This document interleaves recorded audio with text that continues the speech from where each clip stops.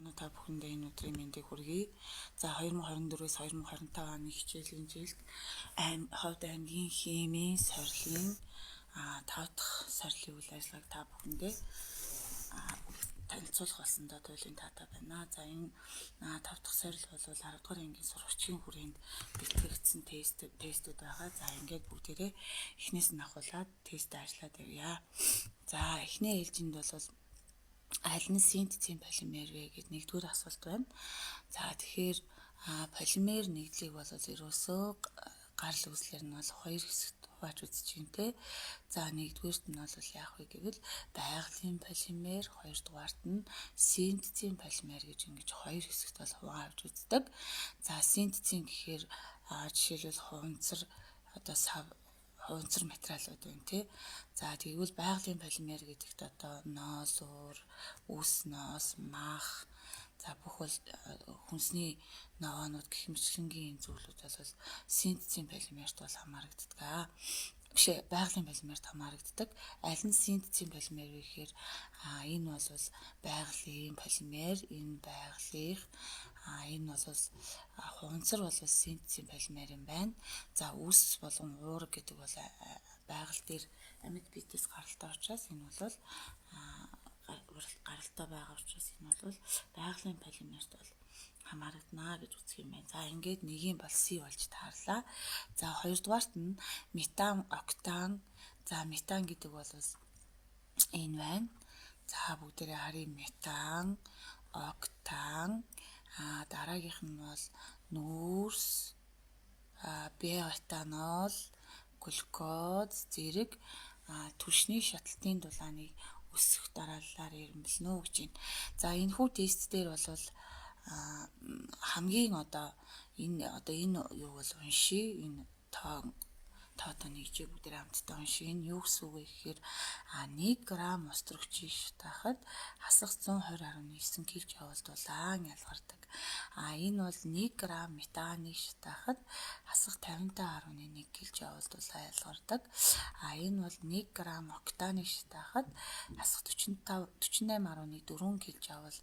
Энэ дээр бол 1 г нүүрсийг шатаахад бол 32.8 кJ дулаан ялгардаг. Энэ бол 1 г этанолыг шатаахад 29.7 г дулаан ялгардаг. За эндээс бол хамгийн их дулаан ялгаруулдаг зүйл нь бол эхний ээлжинд бол устрагч гэж байсан юм уу? Метан, октан шаталтын. За энд устрагч гэдэг үг ороогүй юм тий өгдөл дээр угаасаа. Өгдөл дээр ороог байгаа учраас эхлээд метанаас эхлэх хэрэгтэй. За эсвэл энэ дээр устрагч гэдэг үгийг орхигдсон байж магадгүй юм байна. Хариултууд дотроос харахаар дандаа устрагч байгаа тийм. Тэгэхээр устрагч метан, октан, нүүрс, биоэтанол, глюкоз зэрэг түлшний шаталтын дулааны өсөх дарааллаар байрлуулна. Гэхээр хамгийн сайн чанарын түлш бол устрагч байгаа учраас устрагч бол эхлээд дараа нь метан, дараа нь октан, дараа нь нүүрс, дараа нь биоэтанол хамгийн сул дулааныг ялгаруулдаг, бага дулааныг ялгаруулдаг нь бол глюкоз гээд. За тэгээд энэний бол 22-ын өсөх дарааллаар байрлуул гэсэн учраас И хариулт бол зөв байна гэж үзнэ. Экзодерм чанар дээр бол яах вэ гэвэл хасах тоог шууд утгаар нь хүлээж авч агаад түүнээс хасах тооны их нь бага гэж ярьдаг. Гэтэл экзодерм чанар дээр бол шууд утгаар нь ер нь бол их хэмжээний дулаан ялгаруулж байгаа нь бол энэ устрагч байна гэж үзнэ. За устрагч хийг хэрхэн таних вэ гэж байна.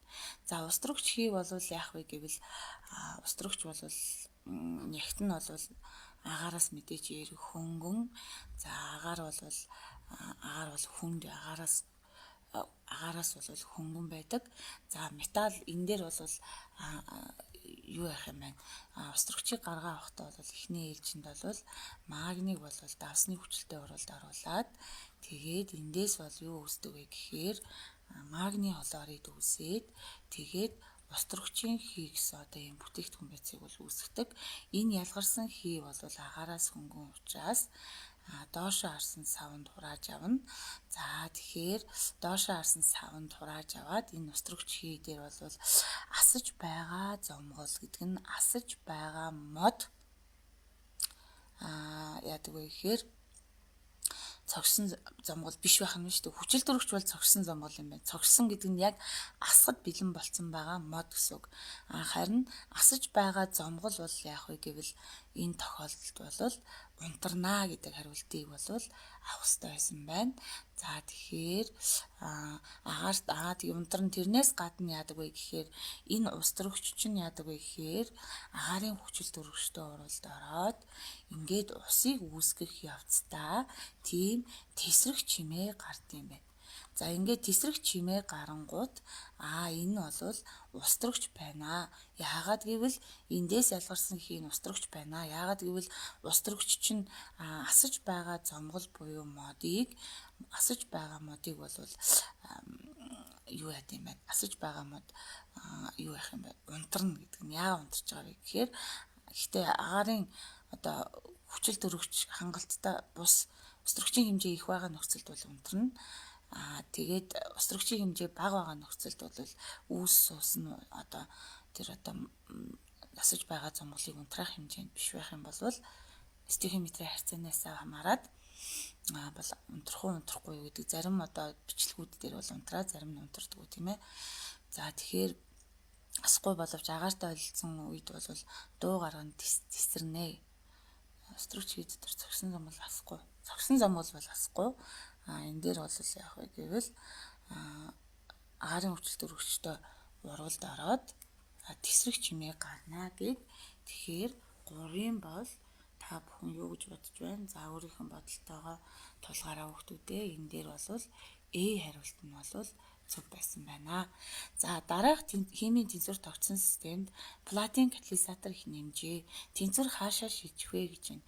За тэгэхээр катализатор гэдэг ойлголт бол шулуун ба буцах урвалын хурдыг зэрэг нэмэгдүүлдэг.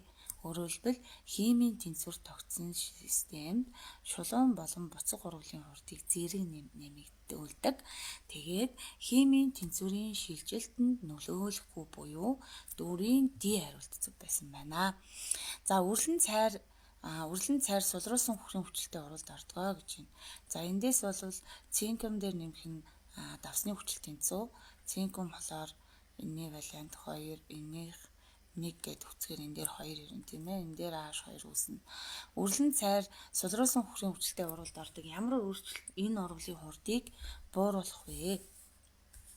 За тэгэхээр урвалын хурдыг бол урвалын дундаж хурд буюу урвалын хурдыг ихсгэх 3 арга байдаг. За энэ 4 арга байдаг тийм. Нэгдүгээрт нь их утсын концентрацийг ихсгэх, хоёрдугаарт нь температурыг ихсгэх, гуравдугаарт нь гадаргуугийн талбайг ихсгэх гэдэг нь нунтаглах гэсэн үг. Гадаргуугийн талбайг ихсгэх. За дөрөвдүгээрт нь яах вэ гэвэл катализаторыг нэмэх гээд катализатор бол идэвхжлийн энергийг бууруулах замаар химийн урвалын хурдыг бол ихсэгдэг бодис байгаа. За ингээд катализатор нэмэх гэдэг энэ ойлголтуудыг бол бүгдээрээ тэгэхээр энэ хідээс бууруулна гэж энэ бол урвалын хурдыг ихсэхдээ ийм хүчин зүйлүүдийг өөрчилдөг юм байна шүү дээ. Тэгвэл эсрэгээрээ бууруулахдаа хөхрийн хүчлийг усаар шингэлэх гэхээр их утсын концентрацийг ерөнхийдөө бууруулж ийн гэсэн үг. Тэгэхээр энэ хариулт нь бол зөв болж таарна. Гэтэл илүү хэмжээний хөхрийн хүчлэг хэрэглэх гэхээр хөхрийн хүчлийг нэмэх тусмаа их утсын концентрац ихсэх тусмаа урвалын хурд ихсдэг. За илүү халуун хөхрийн хүчлэг нэмэгдэнэ гэхээр температурыг ихсэхээр урвалын хурд ихснэ. Үрлэн цайрын оронд нунтаг цайр хэрэглэнэ гэхээр гадаргуугийн талбайг ихсэж байгаа учраас урвалын хурд бол ихснэ. Урвалын хурдыг бууруулах боломжгүй гэдэг хариулт бол биш байна.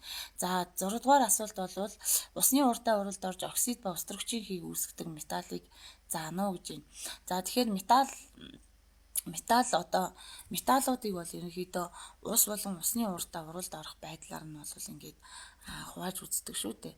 За энийг бүгдээр хамтдаа авч үзье. За жишээлбэл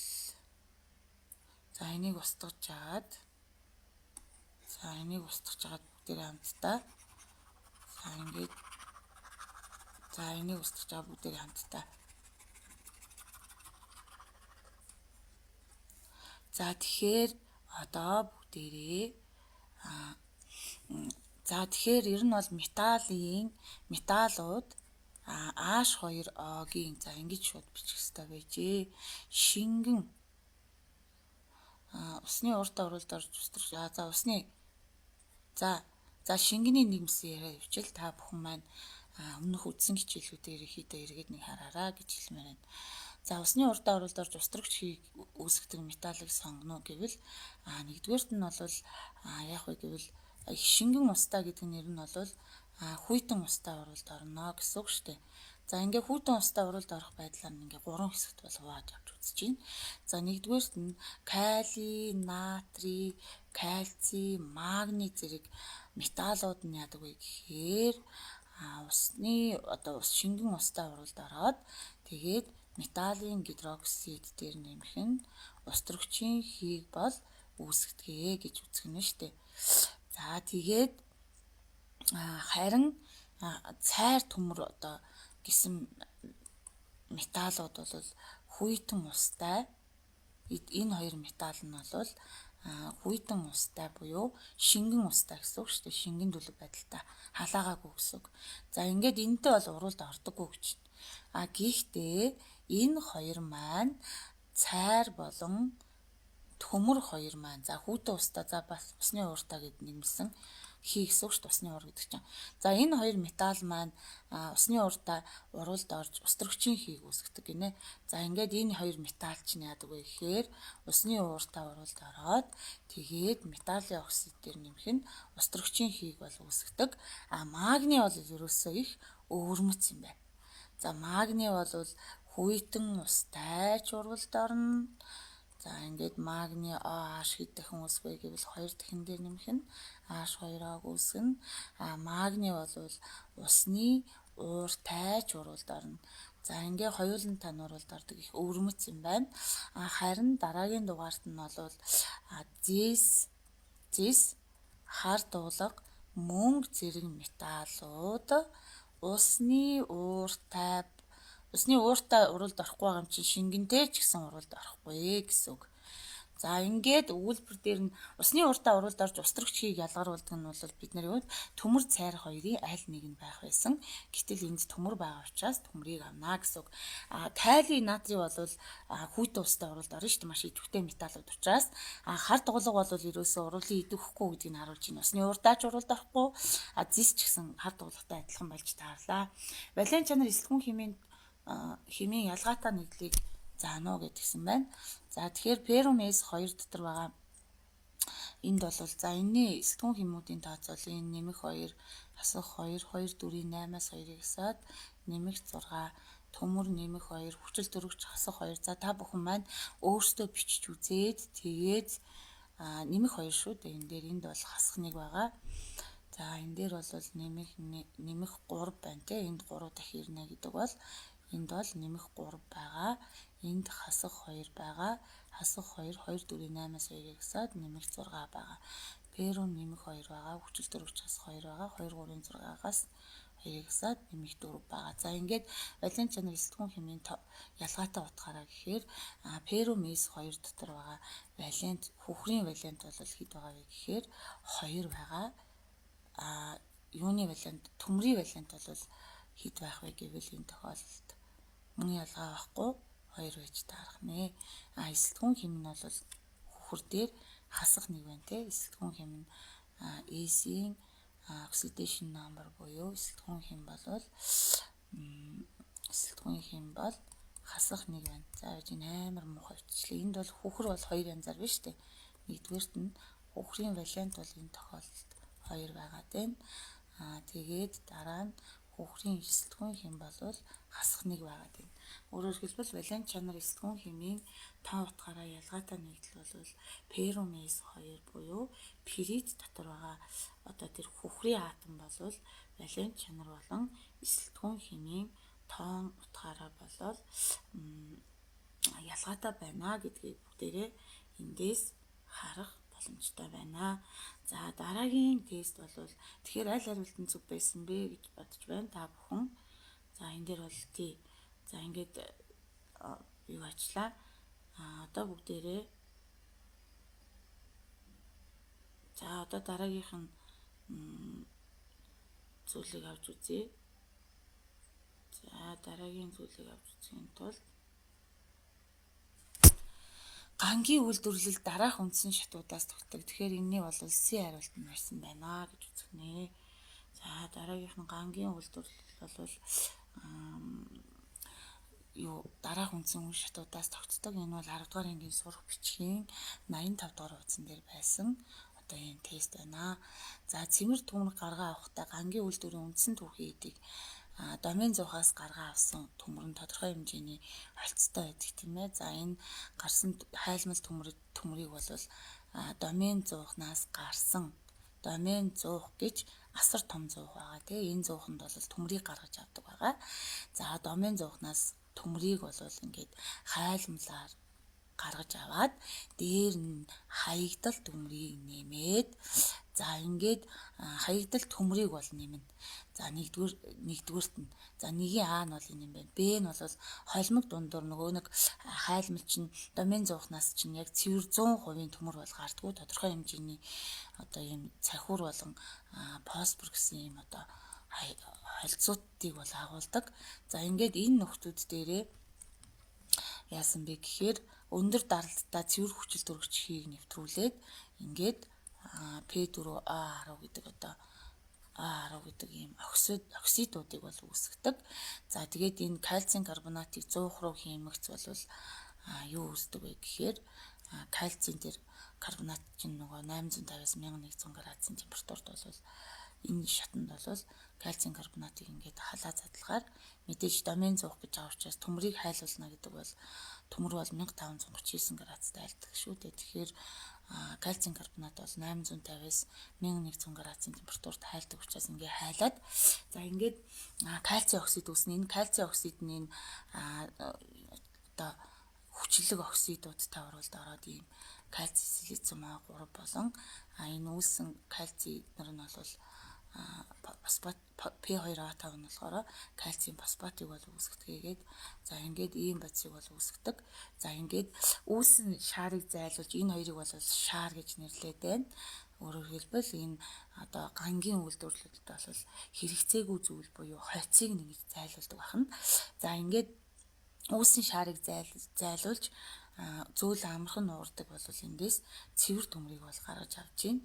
Ингээд цэвэр эндээс бол ерөөсө хаягдал төмөр тэгэхээр хайлмал төмөр домен 100 чи холцтой домен 100-наас гаргасан төмөр бол холимог байдаг учраас холимогоос нь салахын тулд ерөөсө эхний ээлжинд хайлмал төмөр дээр хаягдал төмрөө нэмээд тэрэн дээрээ бол юуг нэмж өгсөн бэ гэхээр өндөр даралттай цэвэр хүчил төрөгчийг бол нэвтрүүлж өгөх юм байна. За ингээд өндөр даралттай цэвэр хүчил төрөгчийг нэмж өгөхөд бол тэр цахиур болон фосфор нь хүчил төрөгчтэй уралд ороод ингээд фосфорын оксид болон хүрийн оксидуудыг үүсгэдэг. За энэ үүссэн оксидууд нь яадаг вэ гэхээр тэндээс домен тэр 100-ны дээд хэсгээс бол шон чулууг бол нэмж өгдөг. Энэ бол өндөр температурын нөлөөгөөр задраад ингээд ийм оксидуудыг бол үүсгэнэ. Энэ оксидууд нь суурийн оксидууд байдаг. Суурийн оксид нь хүчлийн оксидтэй уралд ороод энд бол давсыг үүсгэдэг бол бид нэр эндээс ажиглаж болно. За хоёрдугаарт нь төрөл бүрийн шинж чанартай ган гаргаа авахын тулд эндээс бол цэвэр төмөр гаргаж авсан шүү дээ. Одоо нэгдүгээр шатнаас бол цэвэр одоо зөөлөн нугардаг цэвэр металлууд ч маш зөөлөн байдаг те. За ингээд цэвэр төмөр бол цэвэр төмрийг бол дээр нь бол нүүрс төрөгч хором, манган, титан гэсэн энэ металлуудтай ингээд хойлоод тэгээд аргоны орчинд гэдэг нь агааргүй орчинд хөөсрүүлэн хөвөл гаргаар бол ингээд ганг бол гарган авдгаа гэдгийг бид нар эндээс харж байна. Ингээд энэ одоо гангийн үйлдвэрийн үндсэн түүхий юу гэдэг вэ гэхээр мэдээж хаягдал төмөр гэдэг байна гэдгийг бид бүхэн эндээс цээжлэх хэрэгтэй байна. За дараагийн тест бол дараах өгөгдсөн нэгдлүүдээс буслах температур хамгийн өндөртэй нэгдлийг сонгороо гэж. За эхний ээлжинд бол бүгдээрээ Эд нь бол гексан гэж байна. За ингээд 1 2 3 4 5 6 цэтэй. За B нь бол 2 метил пентан гэж байна. 1 2 3 4 5 2-дугаар C дээр метил байна гинэ. За C бол 2 2 ди метил бутан голдоо 4 цэтэй 2 2 дээр ди метилтэй байна те. За D-д нь бол пентан гэж 1 2 3 4 5 1 2 3 4 5 өнцөг бүр дээр 1 цэ байгаа гэж үзээд за 2 метил бутан гэж байна. За ингээд энэ бол яасан бэ гэхээр 5 цэтэй энэ ч гэсэн мөн 5 цэтэй байна тийм ээ. За тэгэхээр алканы гомологи ер нь бол нүүрс устрагчдын гомологийн нэгний дагуу бид нар бол алкан дээр бол C1-ээс C4 хүртэл хий.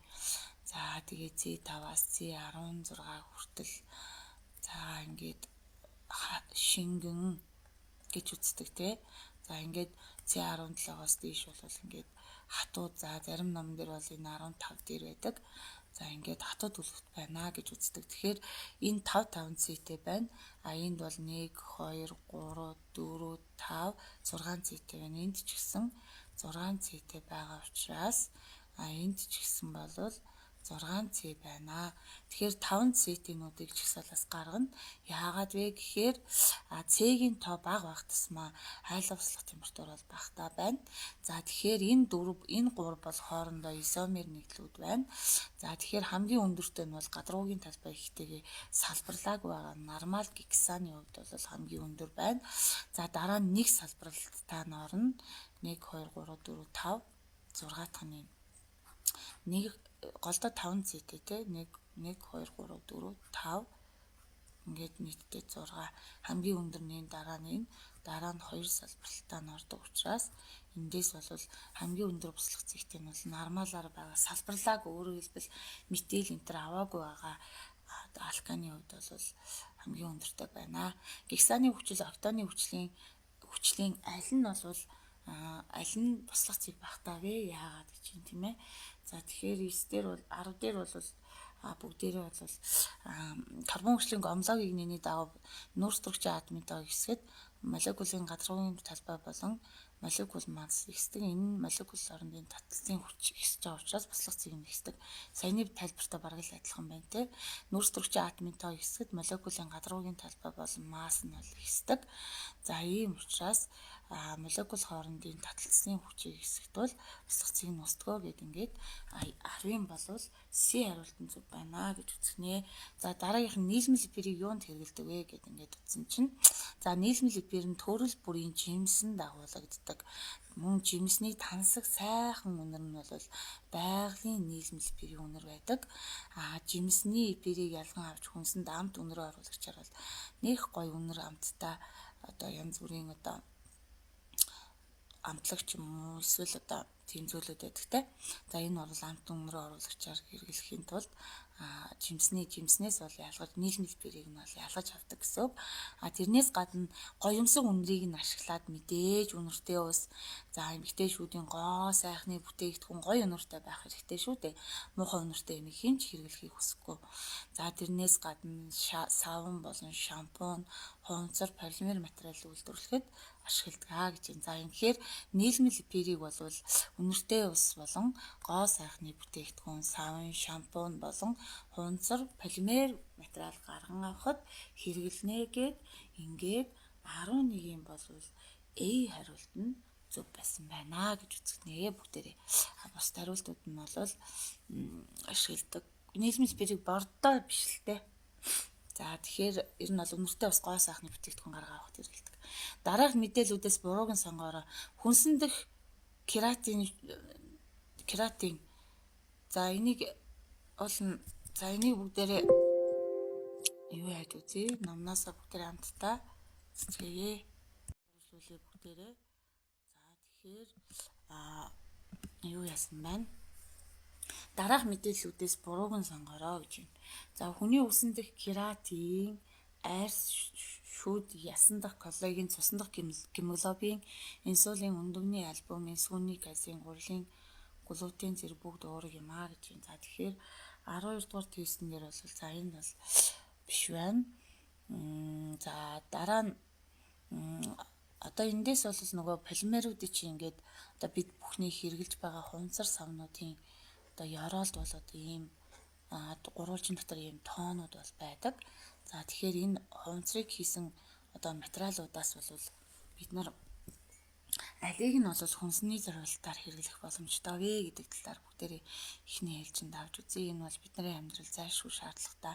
Мэдчих ёстой зүйлийн нэг учраас 2 болон 4 5 гэсэн дугаартай 2 3 2 4 5 шүү. 2 4 5 гэсэн хунсар нь хүнсний зүйл хадгалах зориулттай гэж байна.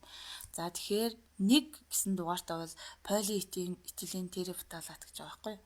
За тэгвэл 2 нь болохоор их нэгттэй полиэтилен. Их нэгттэй полиэтилен. За 4 гэхээр бага нэгттэй полиэтилен. Бага нэгттэй. За дараа нь 5 гэхээр юу гэсэн үг вэ гэхээр полипропен.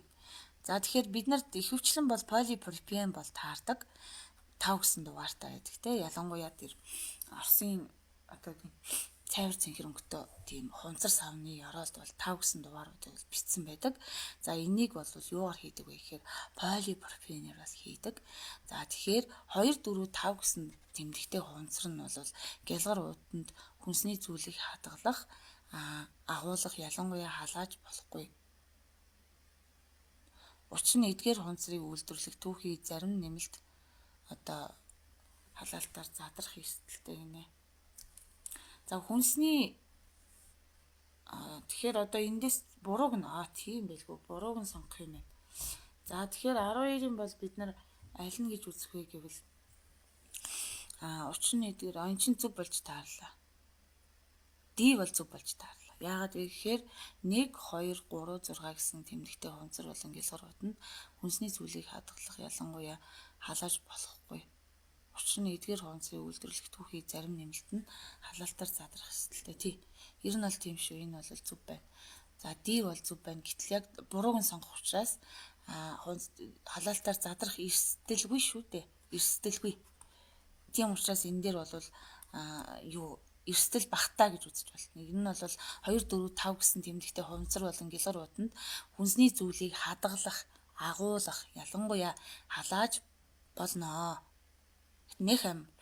За учир нь эдгээр хунцрыг үйлдвэрлэх түүхий зарим нэмэлт нь халаалтаар задрах эрсдэлгүй. За энэ бол ерөөсөө буруу хариулт нь болж таарлаа. Зөв болгохын тулд халааж болно, задрах эрсдэл багтаа гэж үзэгнэ. За ингээд буруу хариулт нь энэ учраас И болж таарлаа. Аль уруулын тэгштгэлийн үйлдвэрийн крекингийн үзэгдлийг илэрхийлсэн бэ гэж.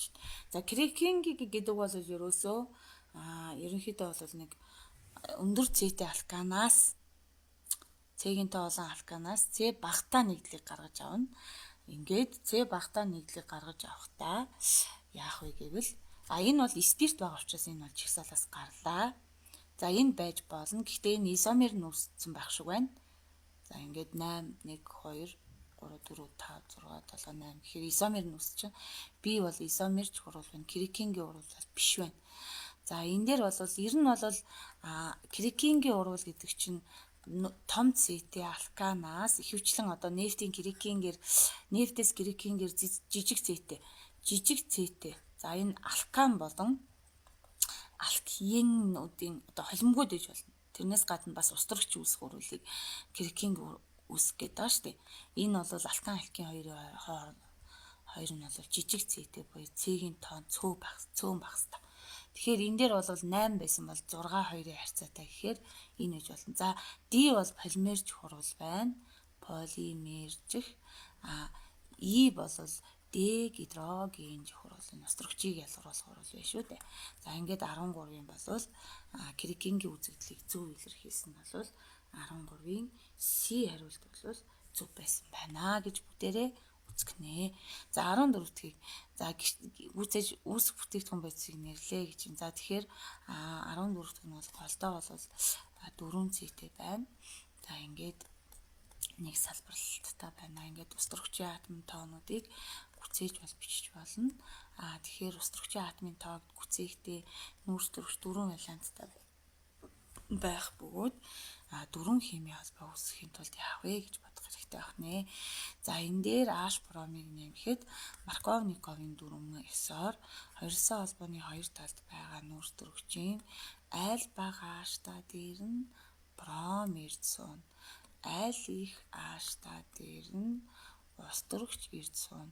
Хоёрлсон холбоо дан болно гэдэг дүрмээр баримтлаад энэ урвлаас бол ийм бүтээгдэхүүн байцыг бол үүсгэх боломжтой байх нэ.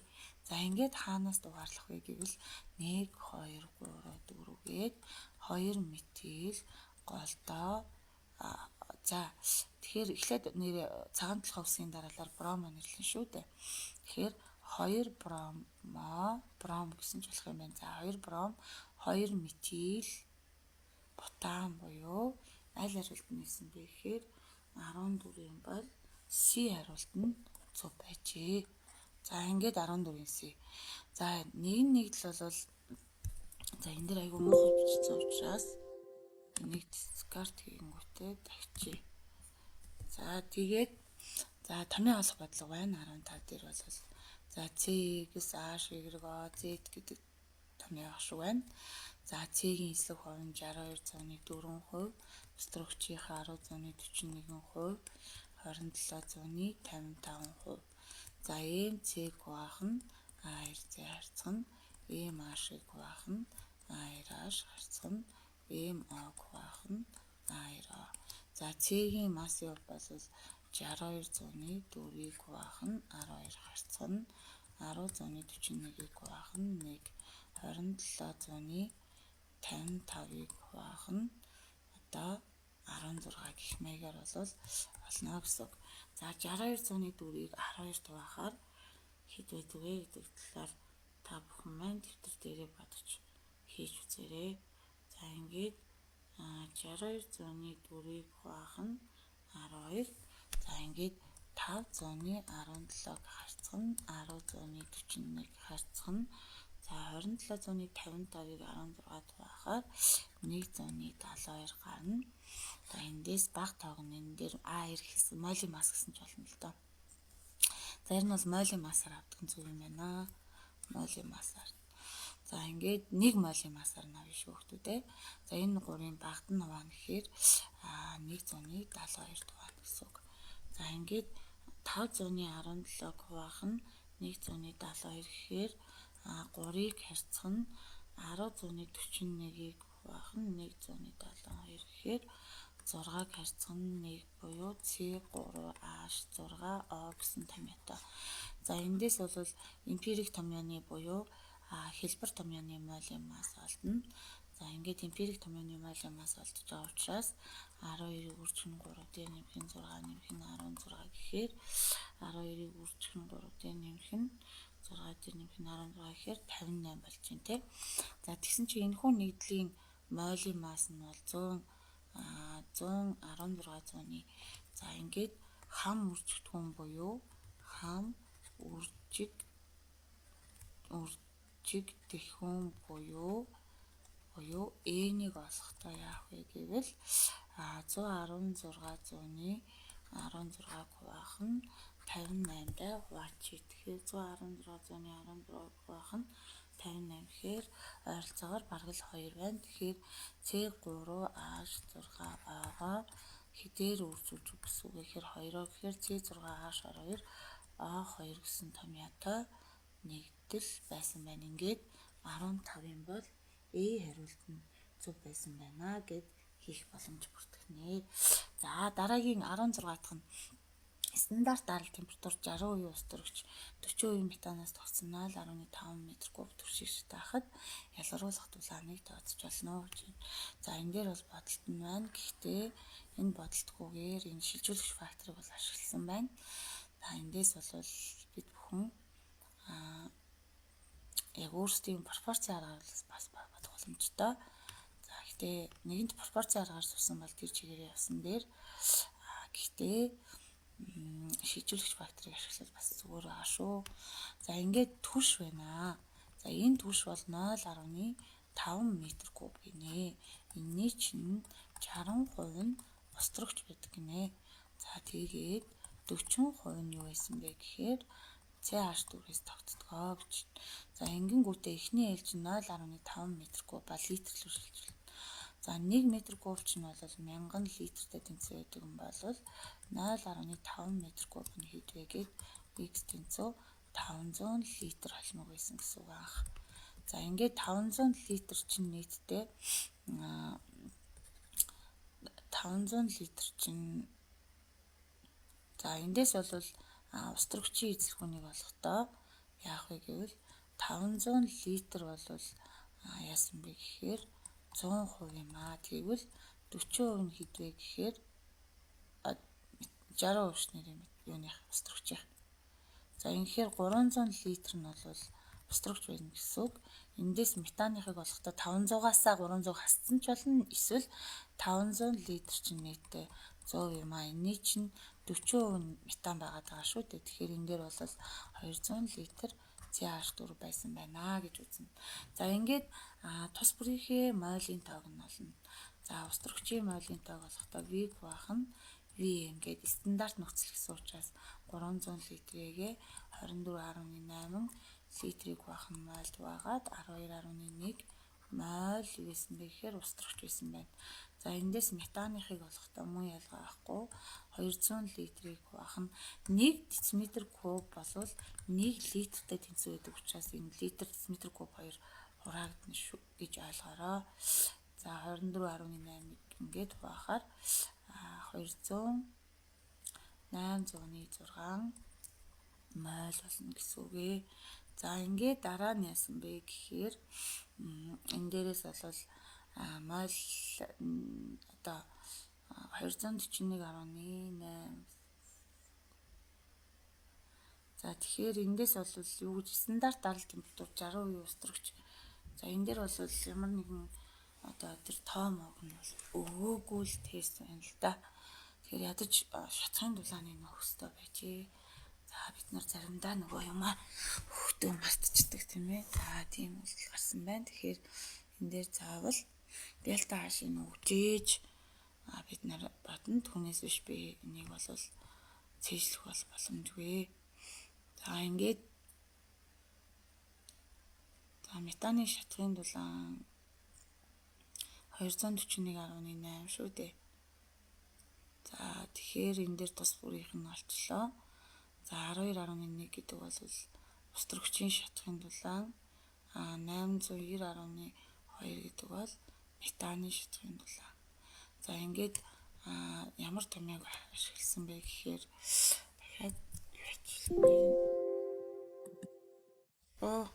за ингээд сая бод харгын л би тайлбарлаж байгаа. Түнсэнд бодолтод байгаад байгаа. За жоохон ойлгомжгүй гэж магадгүй гэсэн учраас би ингээд бодолтын тайлбарлаж өгч байгаа. За тэгэхээр одоо эндээс бол Q тэнцүү N-ийг үржих нь дельта H гэдэг томьёоноос Q-гээ олъё. Эхлээд юуныхыг олж байгаа вэ гэхээр 12.1 бол устөрөгчийн учраас 12.1 мойлыг асах тэмдэгтээ үржих нь 241.8 гэхээр килжоулыг баах нь мойл гэхээр мойлтойгоо харагдаад энд бол 2925 килжоул гарна.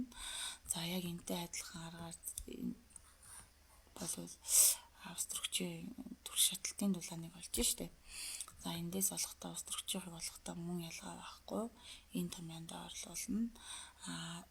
CH4-ийг бол хэдвэ гэхээр 800-ны асах тэмдэгтээ 800-ны 6 мойлыг үржих нь асах 890.2 килжоул одоо мойл болно. Ингээд тэнцүү 7175 килжоул болно. За нийт түр шатахад ялгарх дулааныг олохдоо устөрөгчийг шатаахад ялгарх дулаан болон метаныг шатаахад ялгарх дулаан хоёрын нийлбэрийг нэмнэ. За тэгэхээр 2925 дээрээ 7175 нэмэхээр 9000 килжоул гарна гэсэн үг. За ингээд энэ бол яасан бэ гэхээр 9000 килжоул дулаан одоо ялгарх энэ бол 1 м кубыг шатаахад ялгарх дулаан юм бол 0.5 м кубыг шатаахад хэд байх вэ гэвэл метр куб даврагдаад хураагдахгүй байна. Ингээд 18,000 килжоулыг баах нь метр куб гээд 1 м куб одоо энэ төршийг шатаахад 18,000 килжоул дулаан ялгардгаа гэдгээд ингээд аль оролтон байсан бэ гэхээр 16-гийн дөнгөж 16-гийн бол бид бүхэн бие хариултан зүг байсан байна гэж үзнэ гэсэн үг ээ. За ингээд өгүүлбэрийг бичиж байгаа бол давтаж бодохгүй бол энэ тийм амар тогтоогдохгүй байхаа гэж үзэж байна. За дисиолоридын ус мөлгийн болон хайлмлын электролиз дээр бол за тэгэхээр электролиз буюу өр аюундаа явагдахгүй авралыг цэглэн хөгж явуулж байгаа. За энэ дээр бол катион болон анион дээр хоёр тохиолдол авч үзнэ. За энэ бол үл уусдаг электрод дээр электродтой нөхцөлд ингэж явагдана. За энэ нөхцөлд яах вэ гэвэл катион дээр бол дисиолоридиуд аваад үзэх юм бол эн чинь нөгөө катион анион гэхээр за эхлэлийн ээлжинд бол уус мөлийнхийг авч үзье устаа гэсэн үг шүү дээ. За тэгэхээр эхлээ хайлмлынхыг авч тийм үү. За хайлмлынхыг авчи. За хайлмалтай нөхцөлд бол энэ угаасаа өөрөө ялгарчдаг байхгүй. Тий. За хайлмлын электролиз дээр бол зис болон холоор хоёр ялгарна гэдэг хариулт буюу энэ хариулт D хариулт E хариулт A хариулт дандаа дангаараа тэг болдог байхгүй. Тэгэхээр B C хоёр бол байхгүй болно гэсэн үг. За дараа нь уус мөлийнх дээр бол зисийн одоо хлорид дээр бол купрум хлор 2 дээр бол аваад үзэх юм бол ус мөлийн электролиз аваад үзэх юм бол итвхийг нэ доош сон байлсан. За тэгэхээр анод дээр бол анод бол нэмэгц цэнэгтэй учраас хасах цэнэгтэй жижиг хэсгүүд энэ хоёрын аль нэг нь ирд суун гэхээр хүчил төрөгч багтаа буюу холоор хасах нэг тэг байснаа холоор тэг болоод хоёр электроныг алдна. Холоор дангаараа ялгарч байгаа. Катод дээр бол энэ дээр бол өгсөн байна. Дээр итвхийг нэнд бол энэ хоошоогоо байх тусмаа яах вэ гэвэл катионы ангижих чадвар гэхээрээ одоо тэгэхээр энэ хоёрыг харьцуулна гэсэн үг байхгүй юу? Катод дээр энэ хоёрын аль нэг нь ирэх боломжтой. Аль нь ирэх вэ гэвэл ардаа байгаа нь төрүүлж ирнэ. За ингээд тэгэхээр аль хариулт нь зөв байсан бэ гэхээр зис холоор 2 гээд ингээд 17-гийн бол D хариулт нь бол зөв байсан байна гэж. 17-гийн D хариулт нь зөв байсан байна. За сурагч туузан магний болон сулруулсан дарсны хүчлийн хооронд явагдах урлын урдыг судалжээ. Аль графикын зурагтсан хийсгний зөв илэрхийлсэн бэ гэхээр за энэ дээр бол магний дээр дарсны хүчлийг нэмдэг урлаа бүгд хамтдаа бичицгээе. За энэ дээр бол яах вэ гэвэл энэ бол их байц юм аа. За энэ бол ямар байц вэ гэхээр бүтээгдэхүүн байц юм аа. За ингэхээр их байц уруул ихтэй хашинд мэдээж их хэмжээтэй байна. Тэгэхээр графикаас бол их хэмжээтэй байх учраас доошоогоо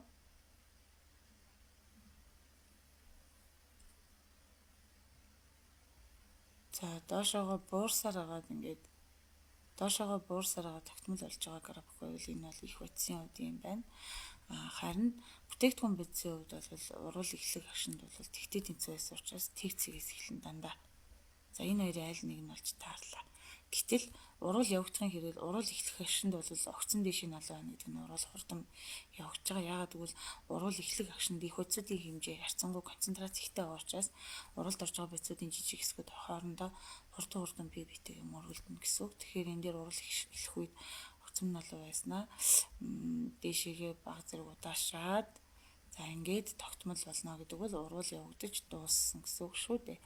За уруул явагдаж дууссан гэсэн үг. За ингэхээр уруул явагдаж бол дууссан гэсэн үг. За тэгэхээр энэ дээр бол ерөөсөө 18-ын бол A хариулт байна. D хариулт бол биш байна. Шулуун шугаман хамааралтай юм шиг. Одоо ийм байдлаар харуулсан байна. Энэ бол уруул эхлэх агшинд бол уруулын хурд тодорхой хэмжээгээр их байснаа уруул явагдахын хэрээр удаашраад уруул явагдаж дуусахад ингээд тогтмол болж байгаа юм. Юу учраас A хариулт нь зөв байна гэсэн. За энэ B бол ямар бодисын хувьд вэ гэхээр их бодисын хувьд бол зөв байна.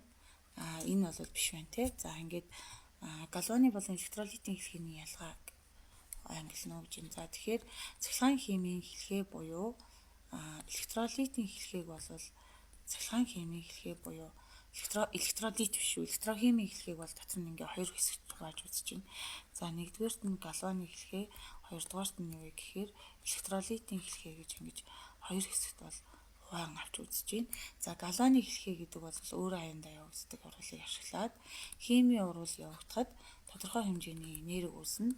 Тэр химийн уруулын энергийг бол цахилгааны энергид хуургаж байгаа процессыг хэлнэ. Харин электролитийн хэлхээ бол өөр аяндаа явагдахгүй уруулыг ашиглаад өөрөлдвөл хүчээр цахилгааны энергийг бол химийн уруулын энергид хуургаж байгаа энэхүү процессыг бол бид нар электролитийн хэлхээ гэж нэрлэж байгаа. Галооны хэлхээ цахилгаан гүйдэл үүснэ. Электролитийн хэлхээнд цахилгаан гүйдэл хэрэглэгдэнэ гэхэд 19-ийн бол C хариулт бол зөв байна гэж дүгнэмээр байна. За 20 дугаар тестийг бүгдээрээ харъя. А, Б, В гэсэн гурван уруулын потенциал энергийн диаграм өгдөжээ. А, Б, В уруулуудын идэвхжлийн энергийн тоотыг зөв орлно. Идэвхжлийн энерги гэдэг бол оройн цэгийн утгаас их утсын утгыг хасдаг шүү дээ. Тэгэхээр энэ дээр бол 120-оос 40 тэнцүү 80 болж таарч байна. За энэ оройн цэгээс 90-с 40 гэсэн үг. Идэвхжлийн энерги нь 90-с 40 гэдэг бол 50 болж таарна гэсэн үг. За оройн цэгээс их утс гэхээр идэвхжлийн энерги бол ДВ бодисын хувьд бол оройн цэгээс ихээр 100-аас 40 тэнцүү 60 гэсэн үг. Тэгэхээр А дээр 80, Б дээр 50, В дээр 60 гээд ингээд 20-ын C байна гэсэн үг юм байна. За ингээд баг багаар нь бол дараагийн одоо 20-с 40 дугаар тестийг удахгүй багш нь оруулна. Тийм учраас тестүүдээ сайн ажиллаарай. Бүгдэнд нь амжилт хүсье.